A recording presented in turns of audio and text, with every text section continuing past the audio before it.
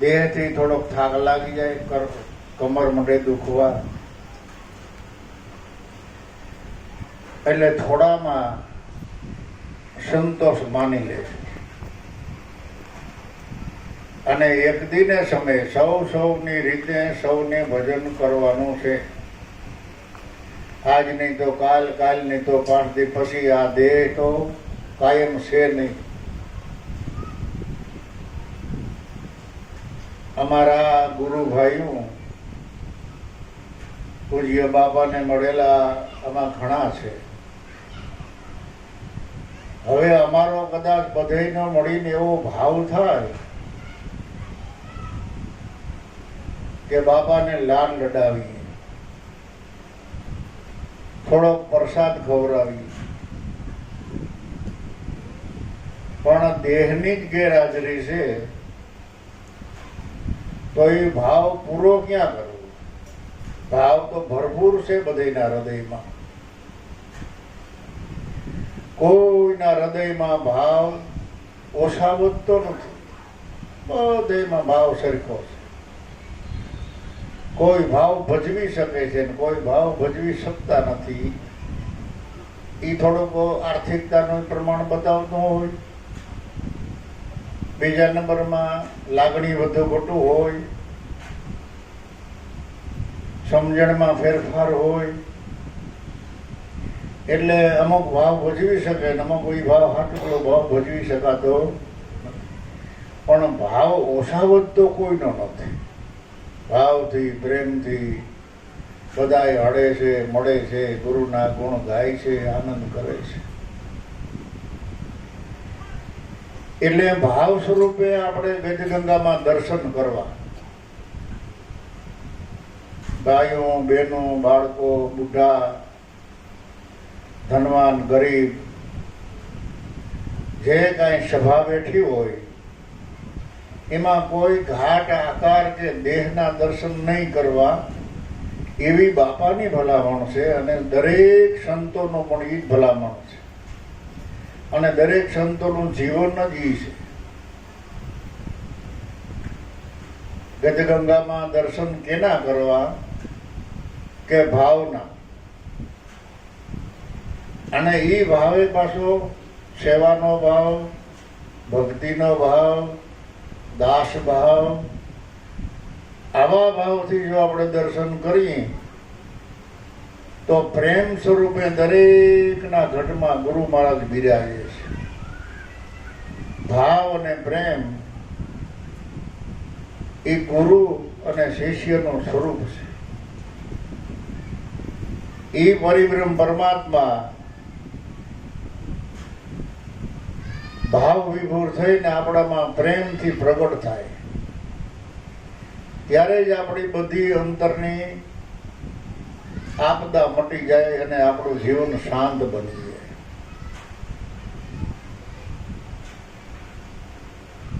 માની લ્યો કે પૂરેપૂરા તમે સંપૂર્ણપણે જ્ઞાની બની ગયા, ધ્યાની બની ગયા, તમારે કાંઈ પણ ઘટતું નથી, મૂળ સ્વરૂપ નક્કી કરી લીધું, તો પછીનું જીવન કેમ જીવવું?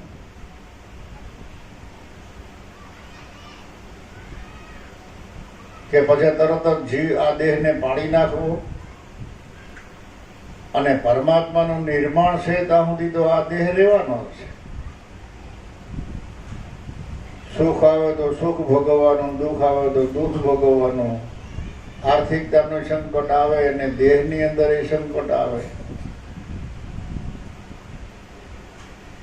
એ કરેલા કર્મ પરિબ્રહ્મ પરમાત્માના સ્વરૂપને યાદ કરી અને પ્રેમથી ભોગવી લેવા છે. પૂર્વના આપણા પ્રારબ્ધ કર્મો છે તે,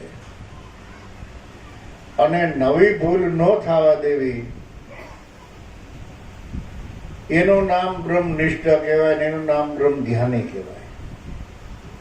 એમાં રહીને મનથી, કર્મથી અને વાણીથી, વચનમાં રહીને જે આપણા સુખ દુઃખ હાનિ લાભ જસ અપજસ જે કાંઈ જીવનમાં સંકટ આવે તે પ્રેમથી હસતા હસતા ભોગવી દેવા. કારણ કે પરિબ્રહ્મ પરમાત્માના નિર્માણમાં એને જે નક્કી કરેલું છે એમાં કોઈ પણ સંતો મહાપુરુષોએ આનાકાની કરી નથી, ભોગવી. શું કામ ભોગવી લીધું? કે પરિબ્રહ્મ પરમાત્માના નિર્માણમાં કશો ફેરફાર ન થાય. જો મોરાર સાહેબે એક વાણીમાં એમ કહ્યું છે, ગુરુના ચરણમાં રહી, કે નહીં ઘટે જવતલ ભાર વધે ન ઘટે, લખેલા લેખ આ જીવના વધે નહીં ઘટે, ઘટે નહીં વધે નહીં. તો સત્યને રાહે હાલતા પણ સંકટ પડે, અને ન સત્યને રાહે હાલો તો પણ સંકટ પડે. શું કામે? કે કર્મ કોઈ દી ઘડીકમાં પડી ભસ્મ થતો નથી, પ્રારબ્ધ ભોગવવું પડે. અને એ કર્મ ભોગવવા માટે જ મનુષ્યનો આપણને દેહ આપ્યો છે. કર્મ ભોગવવા, એને સમજવા અને એનો જજમેન્ટ લેવાનો કે કયા એવા મારા કર્મ કરેલા છે કે જેથી કરીને અત્યારે હું આર્થિકતાથી ભીમાં છું, દેહથી પણ ભીમાં છું, અનેક પ્રકારની દેહની અંદર ઝીણા મોટી કરતર થતી હોય. કે આ બધું કેમ? તો હું એટલું બધું ભગવાનનું ભજન કરું છતાં ભગવાન મને એટલું દુઃખ કેમ આપે? ત્યારે પરમાત્મા હસે છે કે ભાઈ, જલા બાપાને ભોગવવું પડ્યું, ઋષિ મુનિઓને ભોગવવું પડ્યું, દરેક સંતોને કરેલા કર્મ ભોગવવા જ પડે. ભૂલ કરો તમે સુપી રીતે અથવા મેદાનમાં, અંતે પોકારી ઉઠે કાં આયા ને કાં પરલોકમાં. પછી ભૂલ કરવી ન કરવી એની માટે તમે સ્વતંત્ર. પછી કર્મ કરવામાં સ્વતંત્ર છે, સજા ભોગવવામાં સ્વતંત્ર નથી. નાનકડી ભૂલ હોય ને કેવડી સજા થાય એ તો પરમાત્મા જાણે. કારણ કે જેવી ભૂલ નગર આપણે સમજીએ છીએ કે સીભડાનો દડો મોટો હોય ને હીરો તો હાવ નાનકડો જ હોય. તો સીભડું 5 રૂપિયા નો આવે, હીરો 5 રૂપિયા નો આવે. એટલે હીરાના કણ જેટલી તમે ભૂલ કરી હોય તો એની સજા કેવડી થાય? એવી કિંમતી આઈટમ હોય એમાં ભૂલ થઈ ગઈ હોય તો કેવડી સજા થાય? અને કર્મ વિના આપણે રહી શકીએ એમ નથી. કર્મ બધાને કરવા પડે. પુરુષાર્થ ધંધો કરવામાં બિલકુલ આળસ ન કરવી, પણ ગુરુના ચરણમાં રહીને ધંધો ધાબો કરો. અને પુરુષાર્થ ધંધા વિનાનો આપણો વ્યવહાર પાંગરો કહેવાય. વ્યવહારને સજળ રાખવા માટે, વ્યવહારને સમતોલપણે રાખવા માટે જેને જે ધંધો પુરુષાર્થ હાથમાં હોય, જે આવડતો હોય, જેનો અનુભવ હોય, એ ધંધામાં ધ્યાન દઈ અને પરમાત્મામાં વિશ્વાસ રાખીને ધંધો કરો. પરમાત્મા કોઈને ભૂખા નહીં રાખે. અને આપણા ભક્તિના માર્ગમાં ભાવ અને પ્રેમની આગેવાની છે. ભાવ, પ્રેમ અને એમાં ફરક પડે તો જ આપણે ભક્તિના માર્ગમાં કોઈનો કોઈ સંશય થાય, કોઈને ભ્રમણા થાય, કોઈને હકદક થાય, કોઈને હલકા ભરી દેખાય. એટલે ગદગંગામાં કોઈ દી 5 જણા બેઠા હોય તો ભલે, 50 બેઠા હોય તો ભલે, 500 બેઠા હોય તો ભલે, ઘાટ આકાર રંગ રૂપ એના દર્શન નહીં કરવાના, દર્શન ભાવના કરવાના, આત્મભાવના. તો પ્રેમ રૂપે દરેકમાં મારો નાથ પ્રગટ થાય. અને જેના હૃદયમાં પ્રગટ થાય બધેના ભાવને પરિપૂર્ણ મંડે ગતિ આપવા. જો પૂજ્ય બાપાનો શરીર એક જ, દેહ એક જ, એ દેહમાં જ્યારે સદગુરુદેવનું પ્રાગટ્ય થયું, પ્રેમ રૂપે પ્રગટ્યા, તો આપણને આજ આ લાભ મળ્યો. અને પાથીએ તેલ નાખી દીધું. કઈ પૂછવા પણ નથી, કઈ શીખવા પણ નથી, કઈ જાણવા પણ નથી. શું આપણે અજાણપણું છે કયો? શું હવે પૂછવું છે? જ્યારથી સદગુરુને મળ્યા, દાદા ઉગારામને ચરણે ગયા,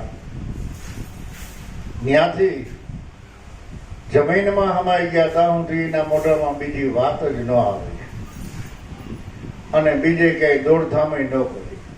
બસ ગજગંગામાં આનંદ કર્યો, ગુરુના ચરણમાં પોતાની સુરતાને સ્થિર કરી દીધી, મૌન એક ખીલે બાંધી દીધું, તો આપણને લાભ મળ્યો. અને બાપા કહેતા, દેહ ભાવે ગુરુના દર્શન કરતાની માળાઓ 84 રહી જાય. આમાં કોઈ સાંભળ્યું છે બાબાને મોઢેથી? એ દેહ કોઈનો ગુરુ બને નહીં. તો ઘણા સંતો મહાપુરુષોની વાણી એવી સાક્ષી પણ આપે છે કે સદગુરુ શેરડી સોતા રસ નહીં, નહીં ગોળ કે ખાંડ. સદગુરુ દેહ નહીં, રહે સ્વર માય અને રહે પિંડ બ્રહ્માંડ. ગળપણ રૂપે સદગુરુ નિરાકાર અને ત્રિવેણીમાં દર્શાય. આ મહાપુરુષોની વાણી છે. સદગુરુ શેરડી નથી, સોતા નથી, રસ નથી, ગોળ નથી, ખાંડ નથી. જે આપણે આંખેથી દેખાય, ઘાટ આકાર દેખાય, દેહ ભાવ દેખાય, એ સદગુરુ નથી. સદગુરુ ગળપણ રૂપે બધેમાં બેઠા છે નિરાકાર. ઠાકરને તમે જુઓ, ગોળના ગાંગડાને જુઓ તો તમને મીઠાશ ન આવે, પણ શાખો તો ખબર પડે, ખાધા પછી ખબર પડે કે આમાં મીઠાશ છે. આંખેથી જોયું હોય તો દેખાય એમ, પણ શેરડીના સાઠામાં એને શિશોડામાં જો પીલી નાખો, રસ ને સ્વતા અલગ કરી નાખો, પછી પાણીનો ભાગ બાળી અને ગોળ બનાવો, ખાંડ બનાવો, સાકર બનાવો, જે બનાવો તે બને.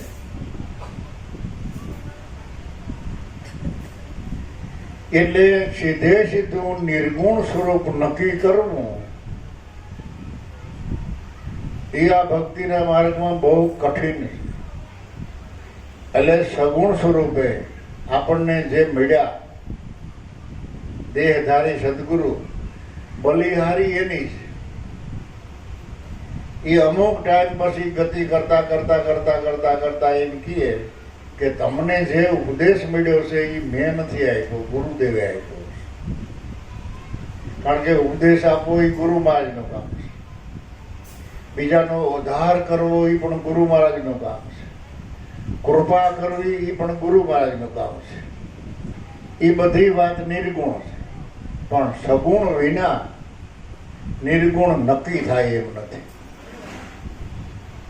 એટલે નિર્ગુણને નક્કી કરીને સગુણની સેવા કરીએ, પણ સગુણની હાજરી હોય ત્યાં સુધી. હવે અત્યારે જ અમારે આગળ વાત કરીને કે બાપાને કદાચ અમારે જમાડવા હોય,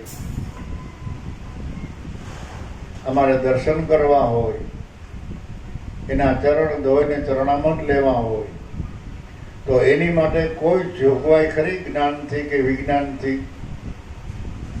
કારણ કે કુદરતના નિયમ બહારનું કોઈ પણ કાર્ય થઈ શકે એમ નથી. એટલે નિર્ગુણ સગુણમાં છે અને સગુણની હાજરીમાં નિર્ગુણને નક્કી કરી લેવો અને સગુણમાં શ્રદ્ધા રાખે. જો સગુણમાં શ્રદ્ધા નહીં હોય તો નિર્ગુણ નક્કી નહીં થાય.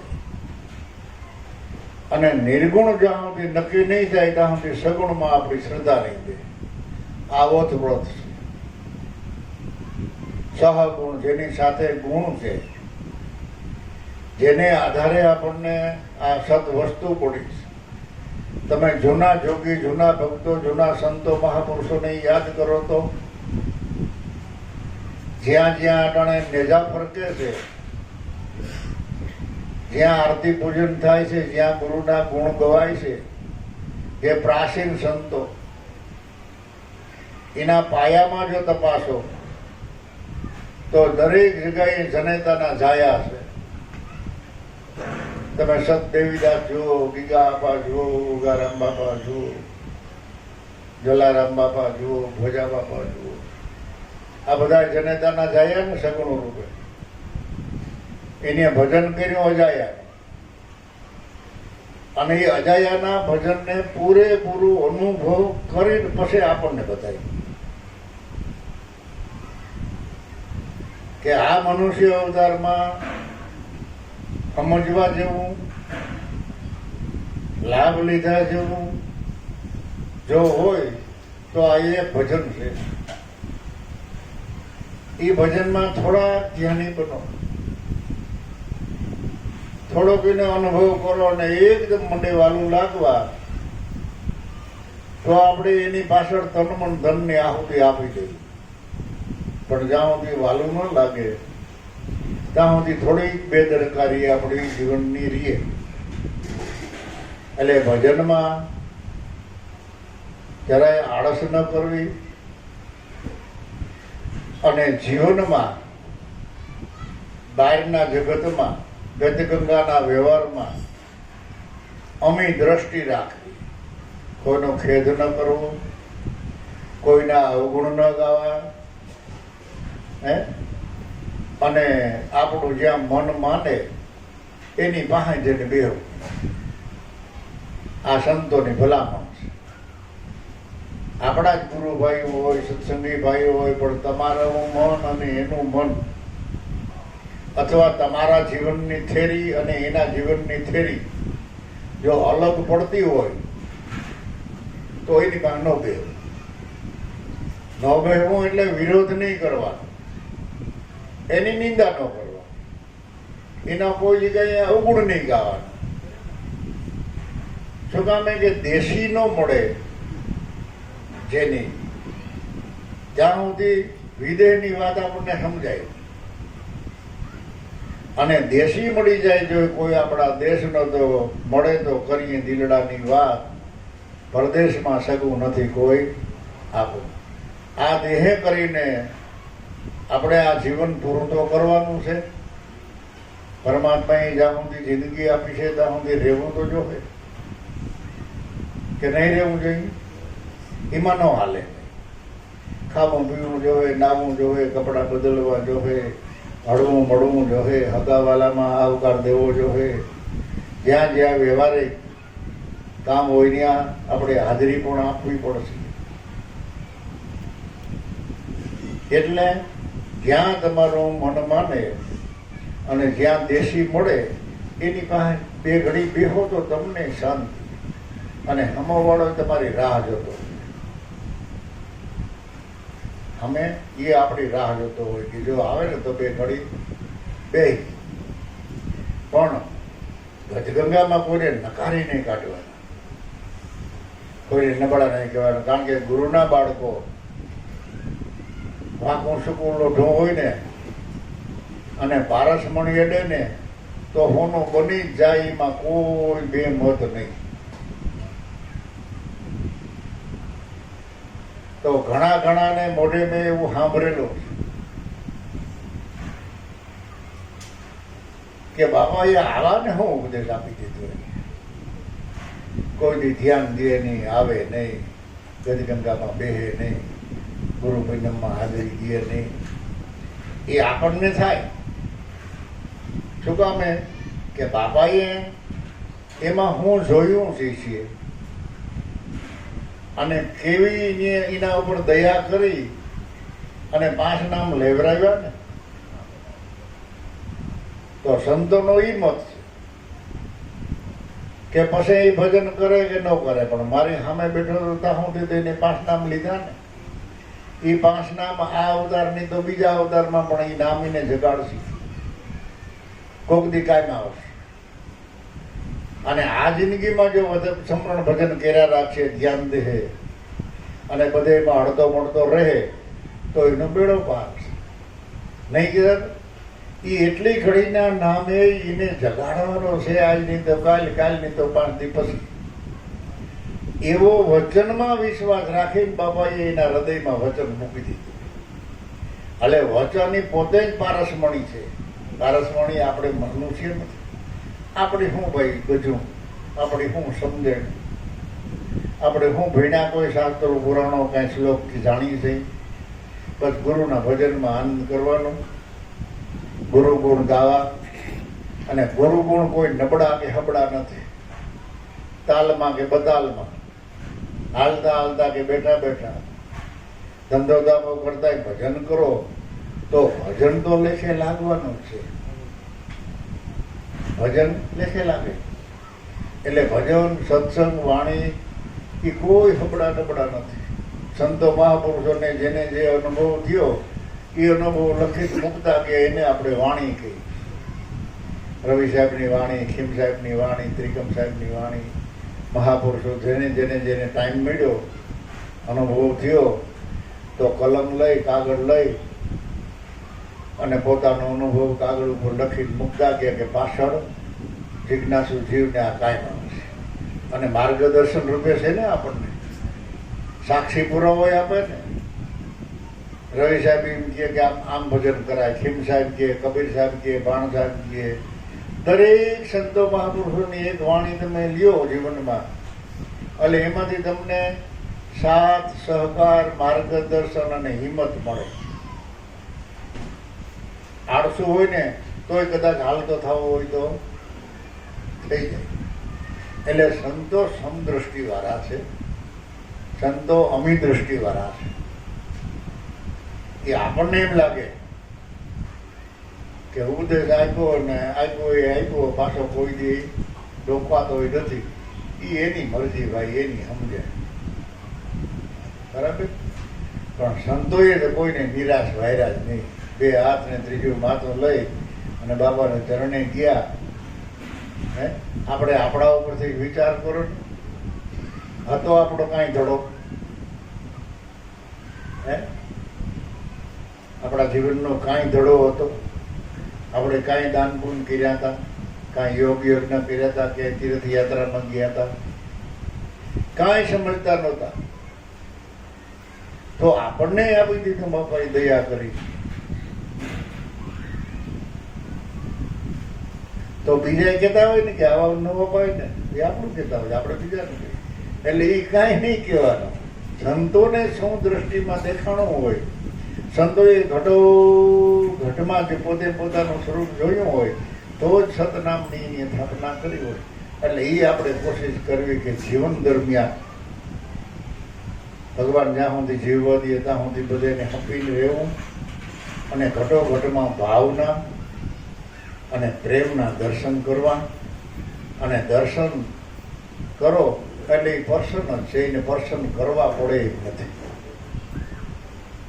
પર્સન તો કેને કરવા પડે કે આપણાથી કોઈ રિહાણો હોય એને, અથવા તો આપણી હારે અબોલા હોય એને મનાવવો પડે. પણ પરમાત્મા તો કાયમની માટે આપણા ઉપર રિઝલ જ છે.